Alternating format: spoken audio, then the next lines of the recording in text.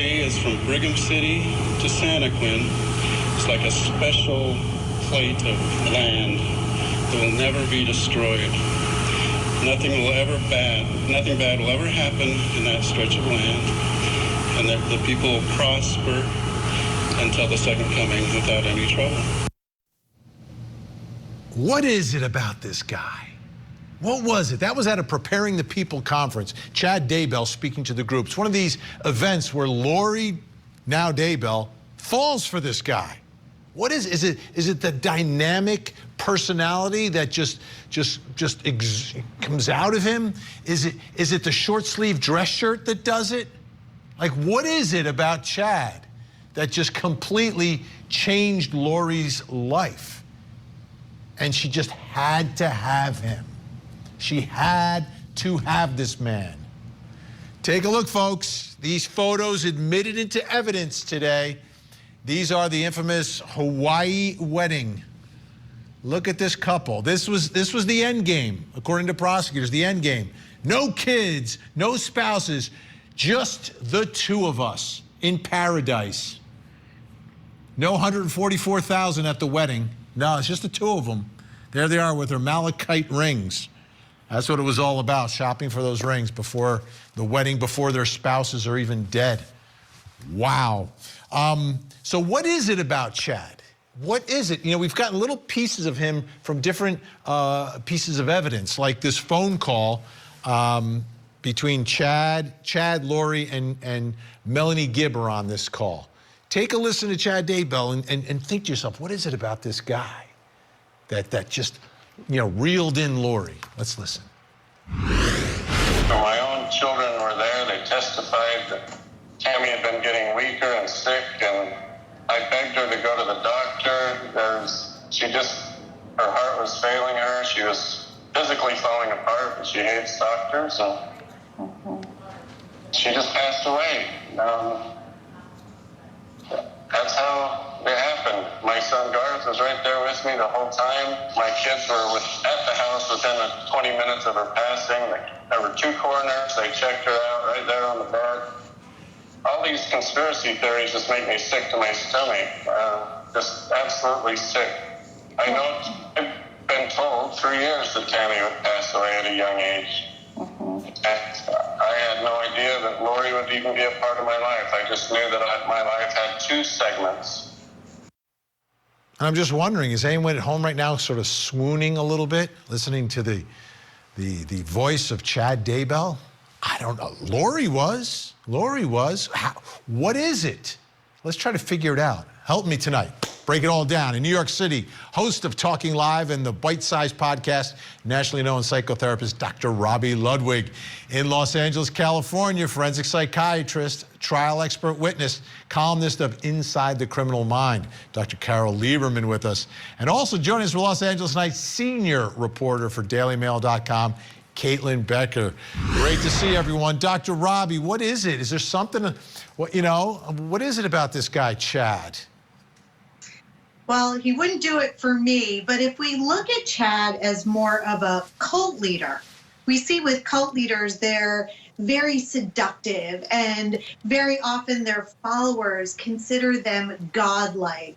And when you look at the personality traits of cult leaders like Chad, they're either very narcissistic to psychotic, and they give a lot of doting attention to women and are very seductive and use their sexuality. So it appears that there's something about that cult leader personality that can seduce very easily, and it's beyond looks, clearly. Dr. Carol Lieberman, does God wear one of those short sleeve dress shirts? That doesn't do it for me either. But, I agree with what Dr. what she just said. But also I see it in a different way. In addition, that I wrote, my first book actually was called Bad Boys. And certainly Chad is a bad boy. Now, what makes women attracted to bad boys? It has to do with a dysfunctional relationship with their father when they're growing up. So depending upon what kind of dysfunctional relationship it is, everything from a father who isn't there because, divorced, he died, whatever, or he's not emotionally there, to a father who's abusive, sexually abusive, physically abusive, all different kinds of fathers. You can have, I talk about 12 different types of bad boys. So you can have 12 different types of dysfunctional relationships with your father. And that unconsciously drives you into the arms of a guy. And what you're doing, again, unconsciously, is you're trying to relive a story. Not that the man has to be exactly like your father, but there's something about him that allows you to relive a story, and you're trying to make it come out better this time. It's Freud's repetition compulsion. Caitlin Becker, let's take a listen to a little bit of the electricity and magic between this couple. This is a June 9th, 2020 jail call. Chad is still free at this moment, but Lori's locked up, and they are searching Chad's backyard. Hi, Dad. Hello? Are you okay? So they're searching the property. The house right now? Yeah. Yeah. In the house. So Mark means will be talking to you. Okay. What, are they in the house? No, they're out in the property. Are they seizing stuff again? They're searching. There's a search warrant, and so one of them just did on those with the kids. Okay. Wow, that is hot, huh, Caitlin? Vinny, they sound like they're on Quaaludes, or like there was a carbon monoxide leak in Chad's house.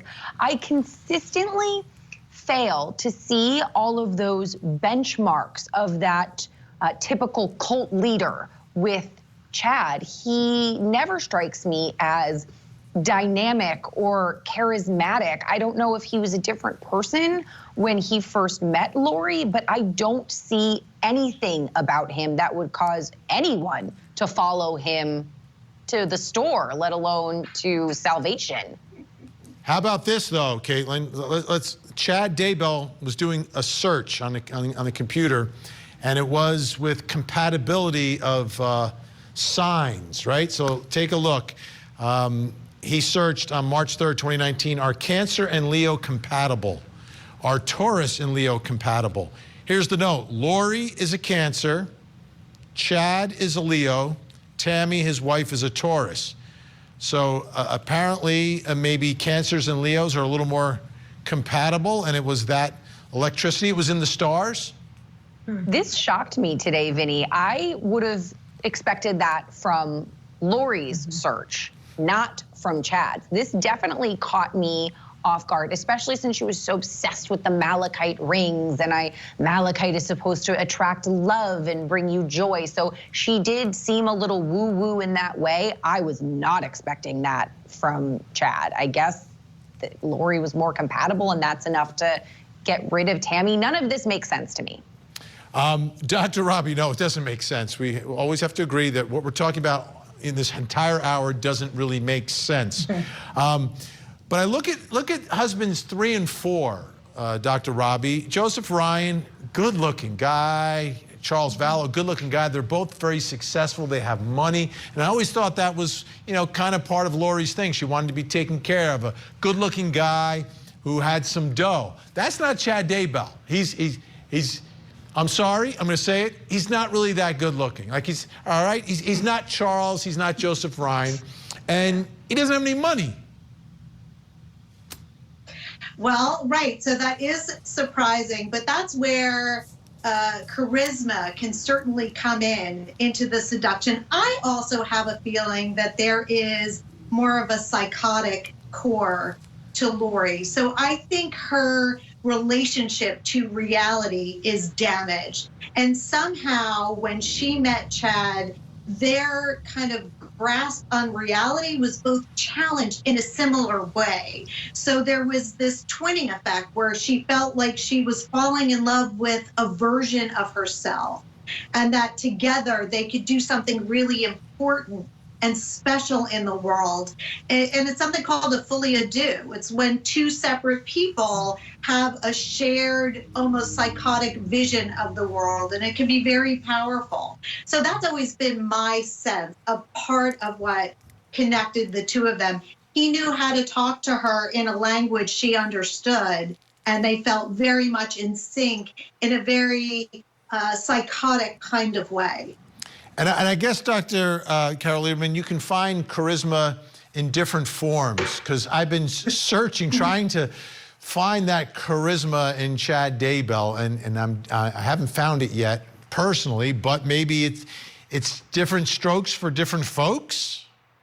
Well, you know, I had said that the other night on your show about a folie à deux, that it's two people who do connect, and they both were both were looking into this kind of doomsday sort of cult and so on, and then they just kind of joined together like two stars, and they exploded, and so, and yes, it is part of her psychotic beliefs and so on, but it is this folie à deux. Remember, I was saying that either she's manic depressive or schizophrenic or borderline or something, but there's a touch of psychosis that allows her to join with his.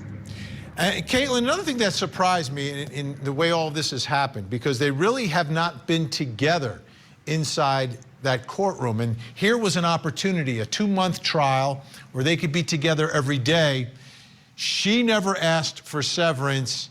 He did. Now, I understand the legal strategy behind it, but just understanding these two people that apparently did so much to be together had an opportunity to be together for 2 months, and Chad chose not to do it. I don't think that Chad was as enthralled with Lori as she necessarily was with him, or with the idea of him. I think, to the doctor's points, there was so much psychosis in there that she probably really did see him as some sort of deity. And this deity that is otherworldly came for her, and that by association makes her special. So I don't think he cared as much. And I've said it before, I think when we get to Chad's trial, he's gonna throw her under the bus. And I think that Lori clearly wanted to be with him, because we know that she asked her attorneys to ask the court so that they could have some sort of a private meeting, which of course the judge said absolutely not. So I'm not surprised she wanted it, but I think she firmly believes she didn't do anything wrong, so she's going to be footloose and fancy-free as soon as this wraps up, and she's going to get back to her Chad. Dr. Robbie, is there such thing as crazy in love? Well, yeah, there is something called crazy in love, but I think what we're also seeing is, although Lori had her own problems, we hear what her son said about her, that she seems like a different person. And even her brother's like, this is not the Lori that I once knew. So is it kind of a cult, so that her pre-cult self was very different, and then she transforms into somebody who believes the most horrific is okay because she has bought this new ideology and is operating in accordance to her new belief systems. She doesn't seem like somebody who's been manipulated, but I think that is a part of the story. And Chad may see her as one of his many wives, or just one woman he conquered, and he has many more women to conquer. I mean, that's what cult leaders do, right? They're entitled to have sex with everyone. They're always with the women. Every cult leader has something to do with sex. That's just from the cases I've covered.